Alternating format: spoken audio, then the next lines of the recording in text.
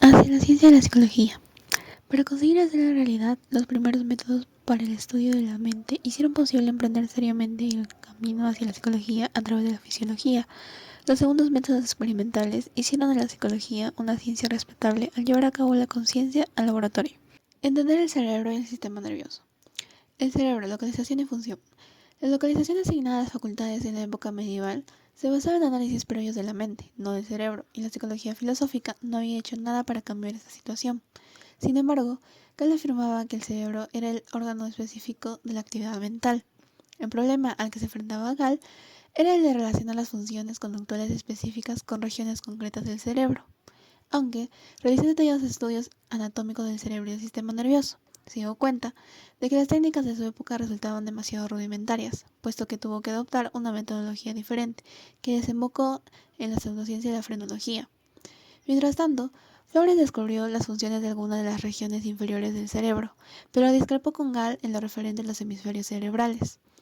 Florence era un dualista cartesiano y consideraba que el alma reside en los hemisferios cerebrales y que puesto que el alma es una, la acción de los hemisferios también debía serlo, por lo cual consideraba que el encéfalo es un órgano único con una función única, el pensamiento, que actúa como una masa y no como un conjunto de órganos localizados e independientes como creía Gall.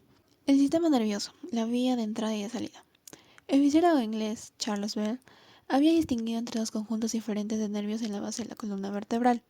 Sugirió que uno de ellos, formado por los nervios sensoriales, transmitía la información al cerebro, mientras que el otro, formado por los nervios motores, llevaba la información del cerebro a los músculos. Hasta entonces se creía que todos los nervios funcionaban en ambas direcciones. Luego se dieron cuenta de que Gall tenía razón al decir que las distintas áreas del cerebro eran responsables de los distintos procesos mentales.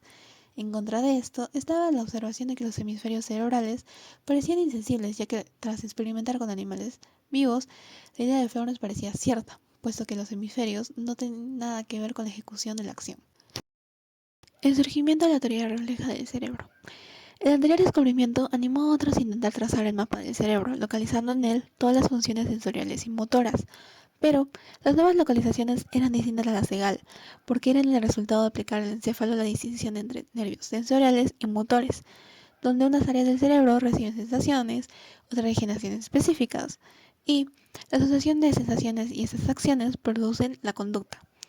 La teoría refleja del cerebro suponía una nueva oportunidad y un desafío para la psicología, ya que ésta prometía satisfacer la vieja misión de abrir una vía a través de la fisiología para conectar mente y cerebro, convirtiendo así la psicología en una ciencia.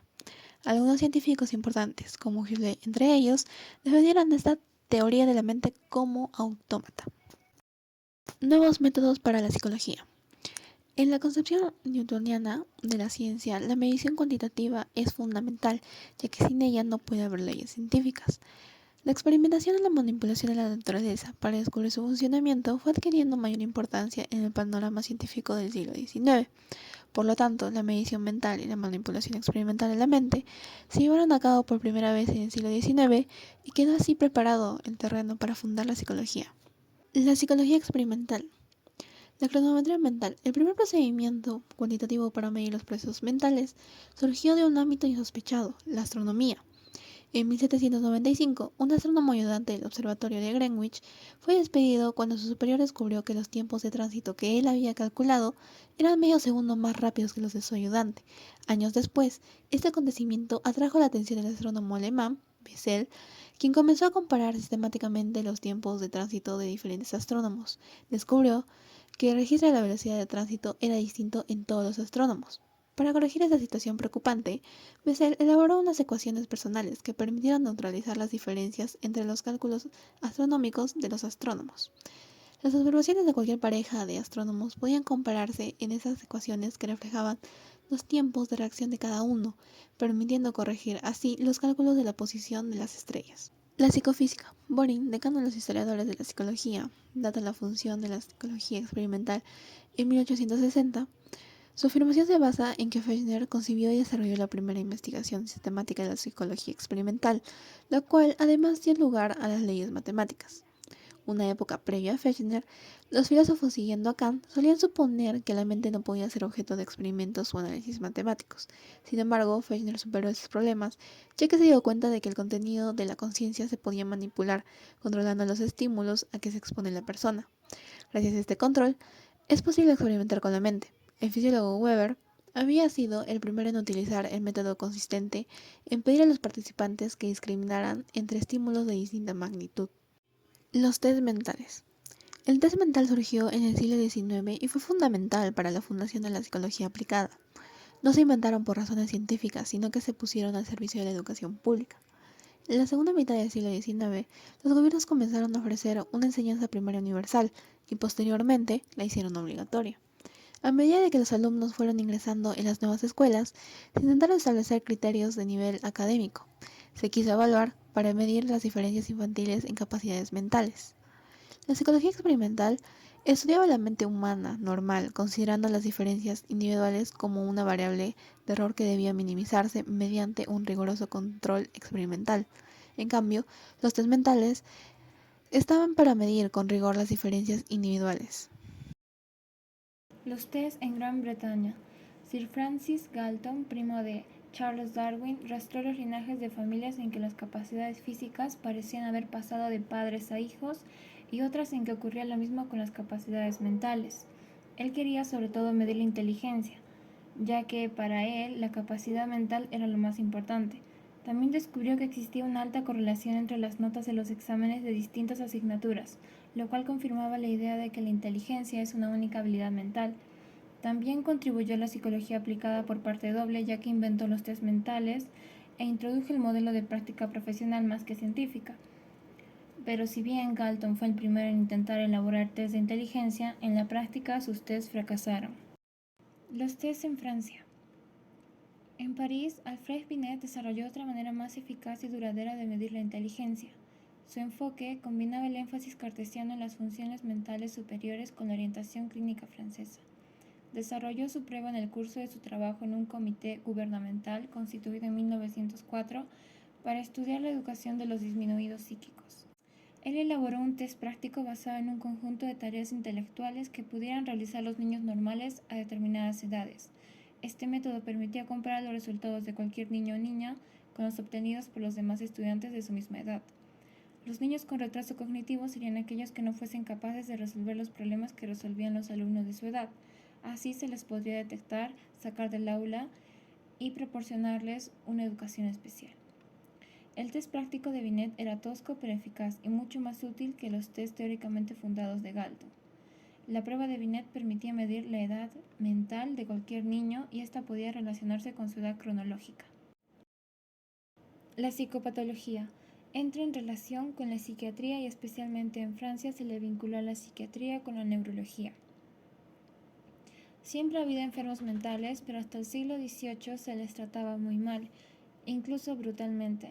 En la era moderna existían manicomios públicos y privados para estos enfermos, pero la mayoría vivía con su familia, quienes no sabían cómo comportarse con ellos, y a lo que frecuentemente estos pacientes eran objeto de maltrato y encierro.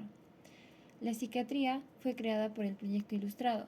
Se reformaron los manicomios. Para entonces eran lugares donde simplemente se almacenaba a los enfermos mentales y donde se les trataba si es que se hacía con los métodos tradicionales de la medicina premoderna, tales como las sangrías o los vómitos. El término psiquiatría fue acuñado por Johann Christian Rey en 1808, pero igual que el término psicología tardó décadas en afianzarse. La transformación sufrida por el tratamiento de los enfermos mentales que Rey saludaba con entusiasmo y esperanza era la introducción de la terapia moral, que aspiraba a curar a los enfermos en vez de limitarse a aislarlos. Aunque aún no era psicoterapia, la terapia moral avanzaba en esa dirección. La lógica subyacente era que, liberando a los pacientes de sus cadenas y haciéndolos llevar una vida meticulosamente estructurada junto a sus compañeros, podrían llegar a recobrar la salud mental. En 1801, un influyente manual de Philippe Pinel convirtió la terapia moral en el modelo de la psiquiatría practicada en los asilos mentales. Desgraciadamente, las buenas intenciones de los primeros psiquiatras se vieron desbordadas por el aumento del número de internos durante el siglo XIX. Las universidades alemanas abrieron sus puertas a la psiquiatría, donde se hizo más científica gracias a los esfuerzos de Wilhelm Geiser. La figura clave en el desarrollo de la psiquiatría moderna fue Emil Kraepelin. Uno de los grandes problemas a los que se enfrentaban los psiquiatras era el de detectar a partir de los síntomas extraños. Kraepelin era un psiquiatra al que le fascinaba la psicología y que había realizado estudios en el laboratorio de Wundt.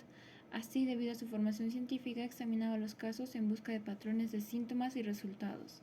Fruto de sus investigaciones fue el primer diagnóstico psiquiátrico científicamente documentado, que hoy en día se le conoce como esquizofrenia. Kraepelin desvió la atención del contenido de los síntomas psicóticos, afirmando que no importaba si los delirios de una persona paranoica tenían que ver con Satán o el Estado, y la centró en la relación de los síntomas concretos con la causa de la enfermedad. Los pacientes tuvieron que pagar un cierto precio por este avance de la psicología científica, ya que aunque Kraepelin se preocupaba enormemente por sus pacientes, muchos profesores de psiquiatría no veían en ellos más que ejemplares para llevar a cabo investigaciones científicas. Los trastornos menos graves que la locura, como por ejemplo la neurosis, eran tratados por los neurólogos. Estos supervisaban las curas de reposo en balnearios y pasaban consulta en gabinetes privados. Ya a finales del siglo XIX, ambos campos se habían fundido bajo el término psiquiatría. En ambos campos iba avanzando hacia la psicoterapia. En un principio los neurólogos pretendían curar a los pacientes con medios físicos, pero tanto los neurólogos como los psiquiatras empezaron a admitir que simplemente hablar podía ayudar a los pacientes porque al hacerlo establecían relaciones activas con los médicos. Las orientaciones teóricas en psiquiatría y neurología. La mayor parte de los psiquiatras y los neurólogos creían que las causas de los trastornos que ellos trataban eran biológicas. La locura era causada por problemas en el cerebro y otros síndromes menores como la histeria y la neurastenia por problemas en el sistema nervioso. También creían que existía una base genética para este tipo de enfermedades, porque eran más frecuentes los casos que se daban dentro de una misma familia que los casos aislados. La psiquiatría romántica sostenía que las causas de las enfermedades mentales residían en la historia psicológica y en las circunstancias de la vida de los pacientes, especialmente en su vida emocional. También se afirmó que estos psiquiatras tenían una orientación psíquica para diferenciarla de la orientación biológica. Concebían la locura como producto de las pasiones que habían escapado al control racional. En la práctica, los psiquiatras románticos pasaban horas comentando la vida emocional de sus pacientes y tratando de inculcarles valores morales o religiosos. En su forma psicoanalítica, la psiquiatría romántica desplazó en gran medida a la psiquiatría biológica, hasta que se produjo la revolución biológica de la década de los 70, cuando los psiquiatras volvieron a buscar en el cerebro y en los genes las causas de los trastornos psíquicos. Y finalmente, la psicología clínica francesa. La psicología en Francia se desarrolló como un complemento de la medicina. Los británicos comparaban la mente humana y la animal, y Galton describía en su obra la mente media desde un punto y en desarrollo. Ribot, por ejemplo, afirmaba que los sujetos ideales para la psicología científica eran los locos, los primitivos y los niños, que para él eran experimentos naturales de mayor valor que los de laboratorio. La neurociencia avanzó gracias al trabajo clínico y de laboratorio.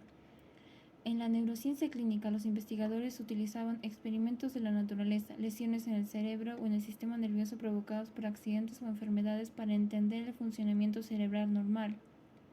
Ribot sostenía que los psicólogos hacen exactamente lo mismo al estudiar mentes no normales, como si se tratara de experimentos de la naturaleza que no solo son interesantes en sí mismos, sino que además pueden arrojar luz sobre la conciencia normal. La tradición clínica francesa aportó a la psicología el término sujeto, que posteriormente se utilizó de forma generalizada para referirse a las personas que participaban en los estudios psicológicos, hasta que más recientemente ha sido sustituido por el término participante. En la medicina francesa, la palabra subject se refería a una persona en tratamiento o observación y anteriormente a un cadáver que se iba a utilizar para una disección. La psicología francesa, debido a su ascendencia médica, se orientaba más hacia la investigación exhaustiva de casos únicos. Los psicólogos franceses dedicaron gran parte de su atención al hipnotismo, que ellos relacionaron con la histeria y utilizaron como tratamiento de la misma. Ante esto surgieron dos teorías acerca de la naturaleza del trance hipnótico. De acuerdo con la escuela de Nancy de Francia, durante la hipnosis la conciencia pierde el control que ejerces habitualmente sobre la percepción y la acción, y las órdenes del hipnotizador pasan a la acción o la percepción alucinatoria de forma inmediata e inconsciente.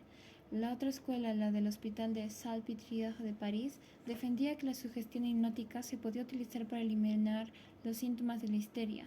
El estado hipnótico debía ser un estado patológico propio solo de los enfermos de histeria. La hipnosis y la histeria se consideraban, por tanto, como pruebas de un sistema nervioso patológico.